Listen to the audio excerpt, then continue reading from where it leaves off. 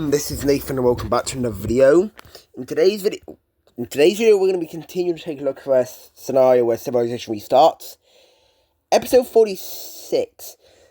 In the last video we saw, the effects of the world and how the world's feeling after World War III, the Eurasian clash. Safe to say the world is struggling. And in today's video we're going to see probably the peak of the third economic depression. Not going to be, this one isn't going to last for long. It's just going to be like, it's not going to be as bad as the first two. It's going to be probably like, last for 4 episodes, I'd say.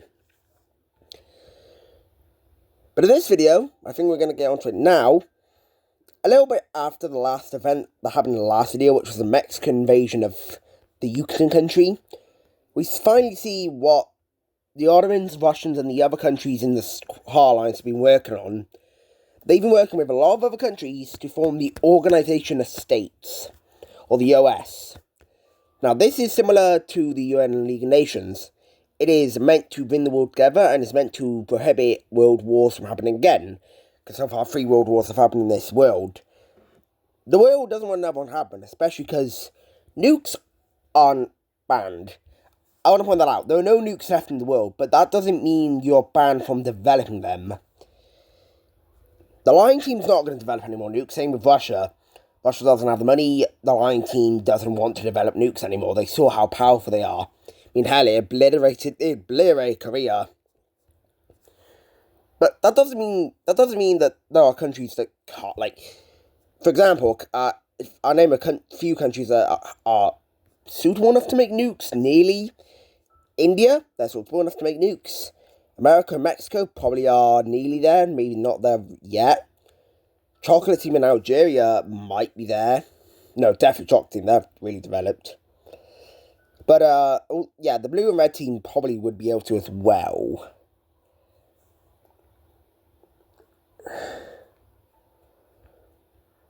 Anyway,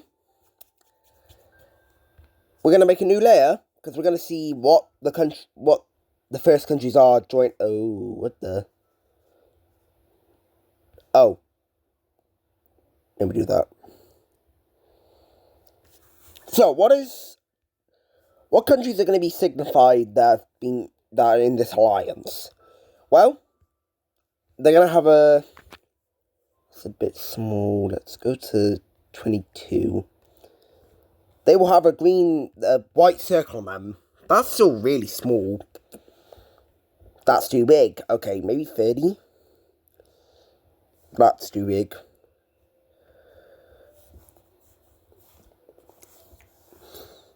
So if you see a country with a white dot on it, they're in the alliance. So the founding members will include all the Star Alliance, so these countries. The other countries that are in it are every country in the Circle Alliance, the North Korean country, the yellow team over here. We also see that the newly revamped government of the Central Asian Union is joining it. This blue team's in it, the red team's in it, the Algerians are in it, the pink team is it, the purple team's in it, pink team, and all the countries in North America are in it. So this is the baseline. These are the countries who have founded it. Not founded it. These are the countries who've joined it. But now we're going to go to the next part. Like the League of Nations and other things, the United Nations has 5 countries who rule the thing. They mostly declare what rules are made. And no shocker here, there are going to be some of those. And those countries will be signified by a yellow dot. So to begin with, the Lion Team is one of them. It is later found out that Russia's another one. Followed by that, the Blue Team is revealed to be one. And so is, shockingly, the Red Team. That's only 4 though. If like in the future there could be more, but that is so far those are the only ones. Some countries, now, a lot of countries, especially after the war, Eurasian clash, they don't trust this. And the world doesn't, every country who hasn't joined doesn't trust it.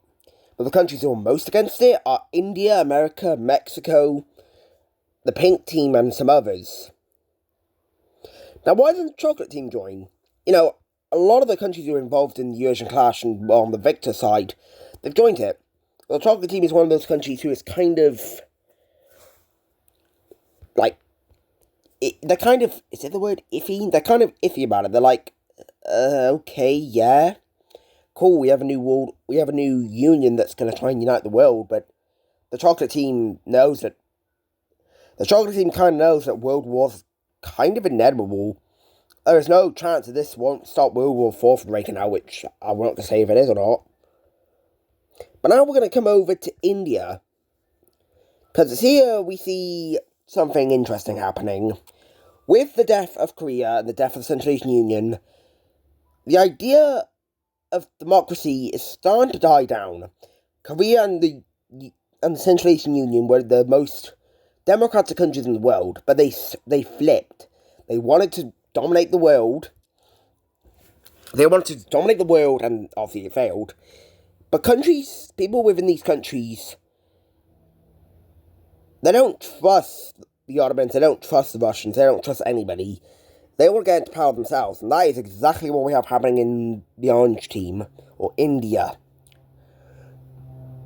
A group of people rise up, and within a couple of months, after the formation of the OS, a new leader's elected, and we see the first ever country switch into a, well, they're probably having some, but India switches into a dictatorship. This is kind of a shock for a lot of countries, and worrying for the countries around them, but, you know, you don't actually really have anything to protect you unless you join together. But it's very likely that India could change into fascism, as this dictator is very, very often, I don't even know how to say it, he's very controlling of his people. He doesn't want them to be free. He wants them to join the military and go out and invade other countries. And that is exactly what he's going to do. Yes, the Great Depression is at its peak, but India was one of the countries who benefited from the war. Yes, they hurting from the collapse of Korea, but they benefited from the war. They didn't get nuked. They didn't have really any war reparations since they left the war. So where are they going to be invading? Well, Yellow Team. Now, this is a interesting choice, because this is a country that is right on the border of Persia, a Heart Team member. But nothing can be said, because countries are just not bothered to start escalation of another world war. So we see the capturing of the capital of the Yellow Team, and, well, yeah, they don't stand a chance. Honestly, I'm shocked I didn't get them involved during the Eurasian Clash, but I don't think there would have been a point. Another peace treaty, definitely annexed. Yeah, they're gone again. Honestly, they, not to be mean, but they kind of deserve it. I'm sure there are definitely some countries that are happy about that, and some other countries who aren't really happy about it. But now India borders Persia, and Persia is kind of like sending an alarm off here saying, Ottomans, we have an expansionist country who just got to my border, and the Ottomans do nothing about it.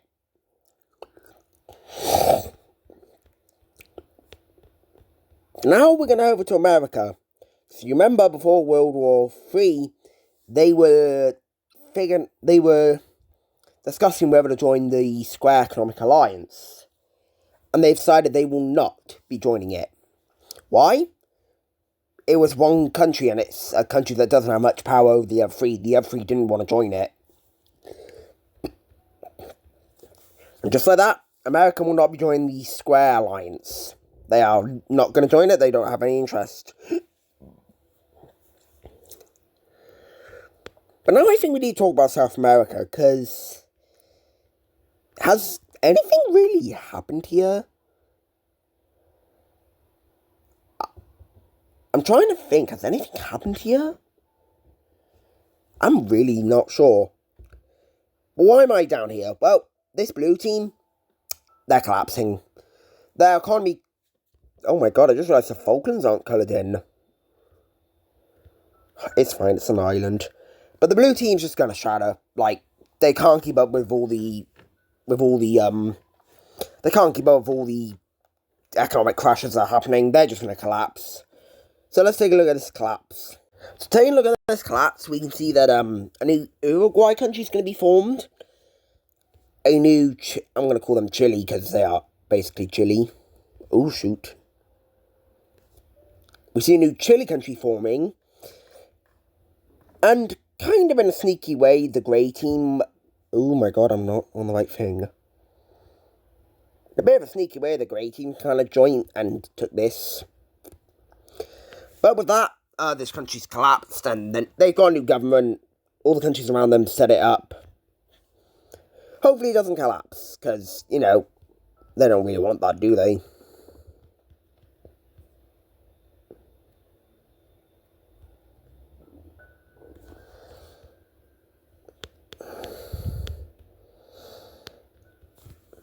So just like that, we have something finally happening in South America. Yes, I'm finally going to mention the other continents I haven't been mentioned. But at this point, we need to do power rankings, because it's been too long. World 3's over, I should have done this ages ago. Anyway.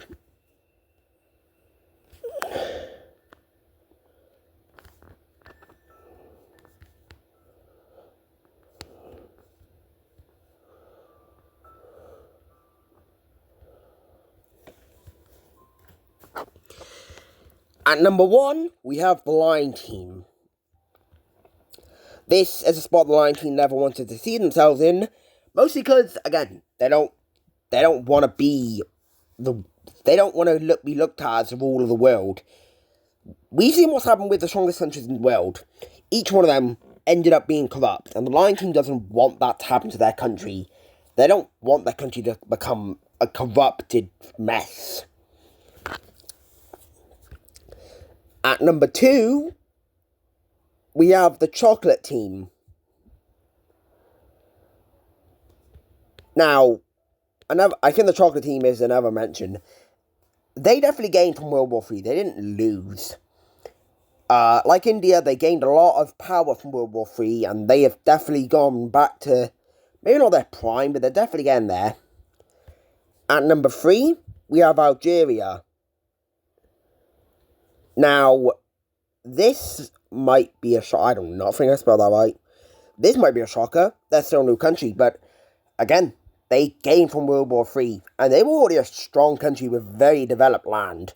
And especially now the fact that their arch nemesis is gone in Morocco, they're looking good. Like, they're doing a really good job at, like, keeping the country stable. At number 4, we have India. I don't have to explain this. They were another country that gained from World War III. They didn't lose. Now, India number 4 is... I think I should mention, there's now a huge gap between number 4 and number 5. These 4 countries are the strongest countries in the world. Anyway, at number 5, we have... Oh no. At number 5, we have the Blue Team. The Blue Team definitely has come a long way. You know, with what they own, you wouldn't think they're number 5, but again, there is a huge gap between number 4 and 5. At number 6, we finally have Russia. Definitely the country who lost the most. Well, not lost the most, but it's still definitely the one who got the biggest hit and is still round. They're still number 6, although they're on the decline as we speak. Their country still has not recovered from World War III, and they may actually just end up collapsing because they're not in a good state. At number 7, we have America. Now, America, interesting, I'll say? I don't know. They're definitely more developed than they were at the beginning of World War II, but... Well, not beginning of World War II, the end of World War II. They're definitely more developed, but I wouldn't say they're super strong. Like, after you get past the Blue Team, it starts to kind of go downhill. Like, countries aren't as strong as they are. At number 8, we can see that Persia is made onto this list. They were originally a top, 20 country before World War III broke out. But they've made it all the way to number 8. And, gotta give it to them, for what they've dealt with, they have done well. At number 9, we have Finland. Finland's not focused on, like, Finland's definitely become more neutral as time goes. They don't own land that they can develop to the point of becoming as strong as the Ottomans or the Americans or, like, Indians. And they don't have any interest in expanding. They're happy with what they've got. They don't really want to ruin that by expanding and losing their country. And finally at number 10, we've got China, the yellow team.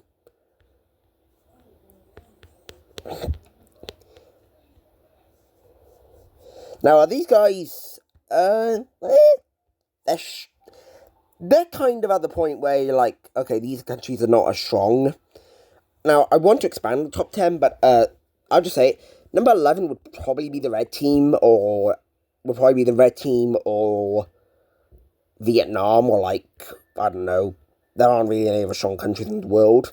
The red team's 11, I'd say that. That's going to do it for the rankings. Remember this, because it might change a lot in the next upcoming, like, 20 episodes. Definitely 20 episodes.